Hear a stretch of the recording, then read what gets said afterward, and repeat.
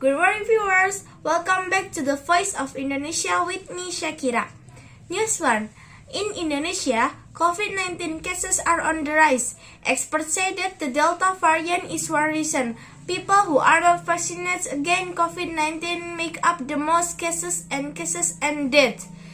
Among fully vaccinated people, evidence show a small minority getting breakthrough infection.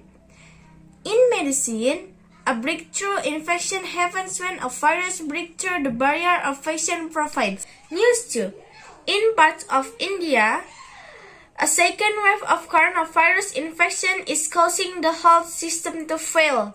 Overwhelmed, the capital city of Delhi has the highest daily cases of infection. Hospital beds are full. Medicine and oxygen are in short supply. Burial places are running out of space. Aid from other nations is coming, but healthcare and burial workers are available. In the early 1950s, researchers found that people scored lower on intelligence tests if they spoke more than one language. Research in the 1960s found the opposite. So which is it? Researchers present their newest studies in February at a meeting of the American Association for the Advancement of Science.